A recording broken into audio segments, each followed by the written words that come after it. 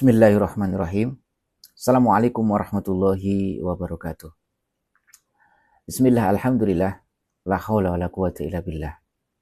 Asyhadu alla ilaha illallah wa asyhadu anna Muhammadan abduhu wa rasuluh la nabiyya ba'dah. Allahumma shalli wa sallim ala sayyidina wa maulana Muhammadin wa ala alihi wa ahli baitihi wa sahbihi ajmain.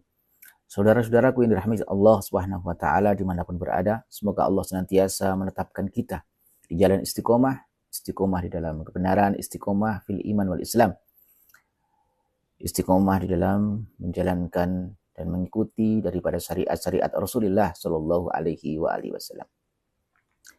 Saudaraku yang dirahmati Allah Subhanahu Wa Taala, ada beberapa golongan yang tidak kalah bahayanya daripada golongan kaum Khawarij. Kalau di zaman sekarang bisa disebut sebagai kelompok Arwaibidah. Siapa itu? Gerombolan ataupun manusia yang disebut dengan Ruwaibidah, yaitu gerombolan manusia bodoh, goblok, dungu, tetapi sok tahu dan keminter. Bahasanya adalah mereka itu rajulun layadri walakin layadri annahu layadri. Jadi rajulun ataupun seorang yang tidak mengetahui sesuatu, dia bodoh, dia goblok, tapi tidak menyadarinya kalau dirinya adalah bodoh. Sesat, menyesatkan, tetapi tidak mau menyadari bahwa dirinya itu menyesatkan. Tidak pernah ngaji, tidak pernah belajar sama ulama, tapi sok keminter. Ya, itu Ruwaibidah. Kalau komentar kayak orang yang paling pintar aja, komentar, tidak pernah ngaji, berani ngomentari ulama. Bahkan berani mengomentari fatwa daripada majelis ulama. Majelis ulama yang merupakan perwakilan ataupun rujukan daripada umat Islam dalam memberikan fatwa perihal persoalan-persoalan keagamaan ya yang terjadi di negara ini. Dan fatwa itu memang khusus untuk kaum muslimin. Ya, yang mau mengikuti, ya, yang merasa umat Islam, merasa masih percaya dengan ulama, masih merasa memerlukan dan butuh bimbingan daripada para ulama, ya ikuti fatwa ulama. Ya. Jadi fatwa yang dikeluarkan oleh majelis ulama itu tidak asal jeplak, bro, tidak asal mangap seperti kelompok-kelompok kalian, kaum-kaum jahilun, ya, kaum-kaum juhala. Kaum jahilun murokabun, sudah jahil murokab, ya, jahil bodoh murokab, tersusun kebodohan, kegoblogannya, kedunguannya itu tersusun, ya, jadi double dungunya. Itu berani mengomentari ulama, menyalahkan ulama. Fatwa majelis ulama itu sudah melalui kajian ilmiah, sudah melalui istiqra, penelitian secara tahqiq detail, ya. Kemudian berdasarkan pertimbangan sosial, hukum, dampak, ya, dan juga menggunakan teori-teori ilmu fikih dan juga usul fikih. Dan lagi ya bro, perlu diketahui bagi kelompok kaum Ruwaibidah ya, yang kalian sering koar-koar menyalahkan MUI, bubarkan MUI, ya. Kalian ini hanya modal cangkeman, tanpa ilmu, tanpa pikiran yang waras. Hanya asal mangap, tidak pernah ngaji, tidak membidangi berbagai disiplin ilmu, tapi merasa seperti orang yang paling benar, paling pintar. Ya. Fatwa majelis ulama itu hanya untuk masyarakat Indonesia yang beragama Islam, bro. Yang Muslim, ya, yang Muslim bukan hanya yang bajunya Islam ya, tapi benar-benar yang Muslim yang tunduk dan benar-benar mukmin, meyakini bahwa agamanya benar dan tidak ragu terhadap syariat dan tuntunan risalah agamanya. Ya. Jadi fatwa itu hanya untuk orang-orang mukmin dan orang-orang Muslim yang memang dia meyakini agamanya itu benar. Ya. Jadi fatwa MUI itu bukan untuk orang-orang atau kaum-kaum di luar Islam. Jadi orang-orang di luar Islam tidak usah ikut komentar. Kalian yang merasa bukan orang Muslim tidak usah komentar, ikut-ikutan mengomentari daripada fatwa-fatwa Majelis Ulama Indonesia. Dan juga fatwa MUI tidak untuk orang-orang munafik, atau lebih tepatnya disebut sebagai kelompok-kelompok kaum remang-remang. Kenapa Al-Fakir katakan kaum remang-remang? Ya karena mereka pengecut dan pecundang. Kenapa? Karena mereka tidak berani menampakkan kekafirannya. Mereka mengaku Islam, ya, berbaju Islam, tapi antipati terhadap syariat Islam. Orang Islam tapi hobi sekali dan bangga kalau melecehkan, menghina syariat-syariat Islam. Ya. Jadi isi otak dan pikirannya penuh dengan kekufuran. Kufur itu artinya, kafir itu artinya ingkar, menutup dari kebenaran, itu kafir. Ya. Jadi tidak usah baper dengan istilah bahasa kafir. Ya. Kafir itu artinya menutup ataupun bisa dikatakan mengingkari. Ya. Jadi bajunya Islam, mengaku Islam, tapi otaknya penuh dengan kekufuran, pengingkaran terhadap syariat-syariat dan ajaran-ajaran Islam. Kalau orang kafir yang asli, kafir bawa ya, kafir asli itu malah jauh lebih kesatria, lebih gentle, karena berani menampakkan kekafirannya. Jadi beda dengan orang-orang munafik, ya, yang memang bajunya Islam, tapi di dalam hati dan pikirannya dipenuhi dengan pengingkaran terhadap hukum dan syariat Islam. Jadi orang kafir jelas, ya, bahkan kita umat Islam, syariat Islam mengajarkan kita untuk tidak menyakiti orang-orang kafir selama mereka tidak menyakiti kita. Haram hukumnya kita untuk mengganggu orang-orang kafir selama mereka tidak menyakiti kita. Bahkan Islam memperbolehkan kita untuk bekerja sama dalam hal-hal dunia yang tidak menyangkut masalah akidah. Tetapi dalam urusan-urusan akidah, keyakinan, ya kita lakum dinukum waliyatin, ya. Silahkan orang-orang kafir meyakini apa yang mereka yakini dan kami tidak akan mengganggunya. Kami tidak akan memaksakan mereka untuk masuk Islam. Begitu juga dengan mereka tidak boleh mengganggu ataupun menyakiti kami kaum muslimin. Jadi kita saling menghormati, saling menghargai, ya.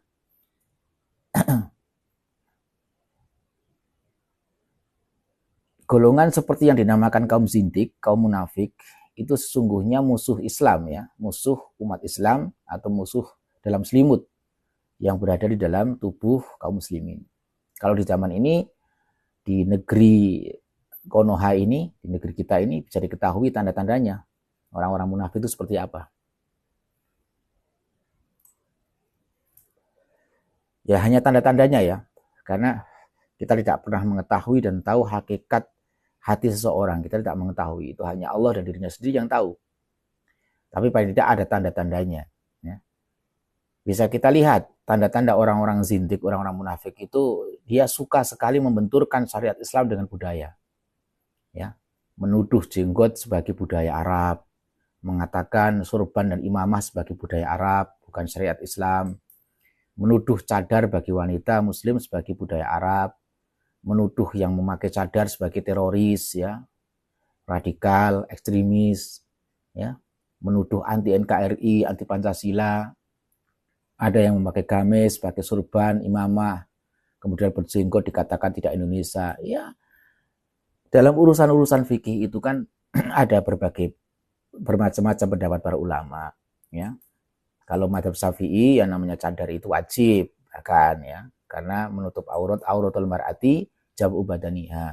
Auratnya perempuan itu seluruh anggota tubuhnya, ilal wajhi wal kafaini, kecuali wajah dan telapak tangan, ya. Itu fisolah di saat dia sholat. Tetapi ada pendapat ulama madhab yang lain yang bahwa aurat itu tidak termasuk, perempuan itu tidak termasuk wajah dan telapak tangan. Jadi kita tidak usah baper lah, tidak usah sok-sokan. Kemudian mudah menuduh orang yang mereka menjalankan itu sesuai dengan madhab, ya, dituduh sebagai anti budaya. Kemudian ini adalah Islam Nusantara. Islam Nusantara itu berbeda dengan Islam Arab. Maksudnya apa? Kemudian kalau di India itu ada Islam nehi-nehi. Kalau di Indonesia ada Islam Nusantara. Ya enggak begitu. Islam itu rahmatan lil alamin. Bisa diterima dan diamalkan di seluruh penjuru dunia.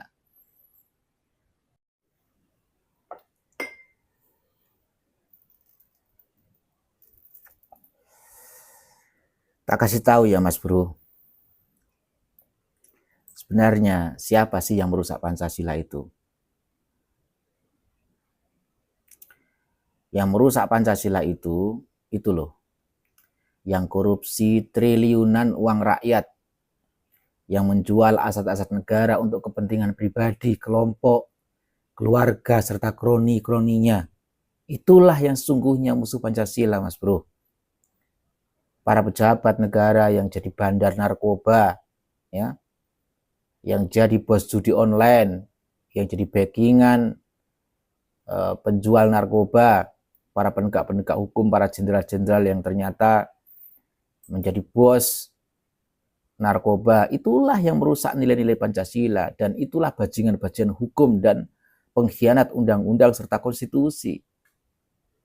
Ya, jadi bukan jenggot, bukan fatwa ulama yang mengharamkan salam lintas agama, ya, yang menyatakan sesat kepada aliran-aliran yang memang menyimpang daripada ajaran-ajaran Islam yang sudah disepakati oleh para ulama, ya, ajaran-ajaran yang menyelisih daripada pendapat para iswal ulama, ya, yang merusak akidah umat Islam. Bukan fatwa-fatwa MUI yang anti Pancasila yang merusak nilai-nilai Pancasila. Tidak sesempit itu kita memaknai Pancasila, tidak sesempit itu kita merasa Pancasilais, ya. Yang anti Pancasila itu mereka para pejabat yang menipu rakyatnya, yang berjanji untuk menciptakan dan membuka berapa juta lapangan kerja, tapi tidak menepatinya. Justru ya lapangan kerja diciptakan untuk orang-orang asing, bukan untuk rakyatnya sendiri. Ya. Mereka itu loh yang berjanji kalau berkuasa, kalau saya berkuasa akan mempersulit investor asing. Tapi malah keliling-keliling negara, kemudian menawarkan please invest in my country, ya. Menawarkan agar orang-orang investor-investor asing mau berinvestasi di Indonesia.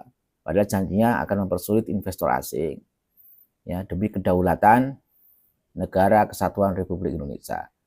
Tapi faktanya, ya, kalau ngomong A, faktanya C. Itu orang yang seperti itu yang sesungguhnya adalah pengkhianat Pancasila.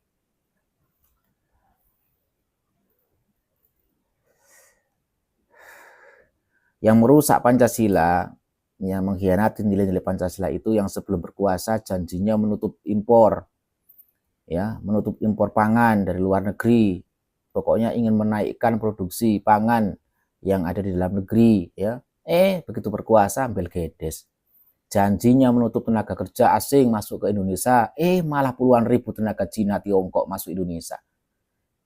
Janjinya selangit, pencitraannya sampai masuk got, gorong-gorong, seperti malaikat, bak malaikat pencitraannya. Tapi faktanya sebaliknya, omongan dengan faktanya itu bertolak belakang. Ya. Jadi antara ucapan dengan perbuatannya itu bertentangan. Itulah yang sungguhnya pengkhianat bangsa ini, pengkhianat Pancasila, pengkhianat bangsa dan negara, dan mengkhianati amanah dan juga mandat dari rakyat yang diberikan kepada pejabat-pejabat negara ini. Musuh Pancasila itu yang berjanji tidak akan bagi-bagi jabatan. Itu loh bro. Janjinya tidak akan membagi-bagi jabatan, ya. Tapi malah andum roto, jabatan gu konco-konco, bolo-bolo Kurowo, dan juga tidak luput bagi-bagi jabatan kekuasaan untuk keluarga. Itu yang mengkhianati Pancasila, menyakiti hati rakyat, ya. Meskipun masih dipuji-puji, masih dieluk-elukan seakan-akan seperti malaikat. Yang merusak nilai-nilai Pancasila itu para pejabat yang disumpah dengan kitab suci, disumpah berjanji untuk melayani rakyatnya, mensejahterakan rakyatnya, tapi selama berkuasa cuma bikin gaduh, ya, bikin sengsara, dan membuat kebijakan-kebijakan yang justru menyulitkan rakyatnya sendiri, memeras rakyatnya sendiri, ya. Yang merusak dan mengkhianati nilai-nilai Pancasila itu adalah orang dan para penegak-penegak hukum yang memperjualbelikan hukum dan undang-undang. menyalahgunakan kewenangan, ya, menyalahkan yang benar, membenarkan yang salah. Yang benar dijadikan tersangka, dijadikan terdakwa, jadi terpidana, yang salah dibebaskan, hidup lepas, bahagia, sejahtera di luar negeri. Itu yang menjadi pengkhianat dan musuh Pancasila, bro. Mikir, ya. Jangan sempit-sempit otak kalian di dalam memahami falsafah daripada Pancasila. Yang mengkhianati Pancasila itu mereka yang dipersenjatai untuk menjaga dan melindungi kedaulatan rakyat, ya, melindungi rakyatnya sendiri, tapi malah digunakan untuk membunuh, membantai rakyatnya sendiri. Itu yang menjadi musuh Pancasila. Yang merusak Pancasila itu para pejabat yang menjual belikan produk undang-undang, produk hukum untuk pesanan, ya, karena mendapatkan pesanan yang menguntungkan, ya, kepentingan-kepentingan asing, ya, tapi justru mengorbankan kepentingan rakyatnya sendiri. Itu pengkhianat Pancasila, bro, ya. Sadarlah, yang anti Pancasila itu yang suka mengadu domba sesama anak bangsa dengan semboyan atas nama Pancasila. Jadi mudah tuding sana, tuding sini, anti Pancasila, anti NKRI, ya, hanya karena beda pendapat, beda pikiran, ya. Mereka sering menggunakan atas nama pribumi, atas nama ulama Nusantara, tapi mulutnya rasis, bengis, sadis, ya. Sering menyakiti hati saudaranya sendiri, sesama anak bangsa, sesama umat Islam, ya. Suka memfitnah ulama, fitnah kiai, ya, fitnah para habaib, mengadu domba antara ulama dengan kiai, kiai dengan habaib, memfitnah pondok pesantren sebagai sarang teroris, ya, memframing pondok pesantren sebagai tempat yang tidak aman. Itu mereka sebenarnya yang ingin menghancurkan bangsa ini. Pesantren itu, pondok pesantren itu sudah ada sebelum negara ini ada, bro, ya. Negara ini belum ada 100 tahun berdiri. Dulu belum ada Indonesia ini, ya. Indonesia ini masih belum ada usianya 100 tahun, belum ada 1 abad. Dan itu dulu yang memperjuangkan, yang mendirikan bangsa ini siapa? Mayoritas umat Islam yang berjuang, para kiai, para ulama, ya. Anti Pancasila itu ya gerombolan orang-orang yang sering memaksakan diri, ya, memaksa orang lain yang sudah beragama, meyakini agamanya untuk meyakini juga agama orang lain, ya. Dipaksa untuk membenarkan, meyakini keyakinan agama lain. Itu yang merusak Pancasila, ya. Sesungguhnya manusia Indonesia yang memang di dalam otaknya, di dalam jiwanya benar-benar Pancasilais, mulutnya tidak akan rasis, tidak seperti jenis-jenis yang tersebut di atas, bro. Pancasila itu menjaga persatuan, menjaga kesatuan, bersikap adil, bijaksana, dan menjunjung tinggi nilai-nilai demokrasi, saling menghargai dan menghormati kebinekaan dan juga keanekaragaman. Itu Pancasilais, bro. Tidak yang cuman keluar-keluar, teriak-teriak merasa paling Pancasilais, paling NKRI, paling Indonesia, merasa paling pribumi, ya. Mereka lah sesungguhnya pengkhianat bangsa ini. Karena apa? Mulutnya rasis, tuding sana sini, ya, fitnah sana sini, adu domba sana sini, hanya untuk apa? Menutupi dirinya yang sejatinya adalah musuh dan pengkhianat NKRI. Mereka anti kebinekaan, anti demokrasi, ya. Dan yang pasti anti terhadap Islam itu pasti, karena mereka adalah sesungguhnya musuh-musuh Islam dengan cara membenturkan syariat Islam dengan budaya. Itu tanda-tandanya. Maka hati-hati ya, bro, ya. Semoga Allah menyelamatkan kita semua, menyelamatkan Indonesia. Semoga Allah memberikan keberkahan kepada bangsa ini, ya, menjaga seluruh rakyat Indonesia, ya. Kita jaga persatuan dan kesatuan dan tetap menjaga iman dan akidah kita. Wallahu a'lam bishawab.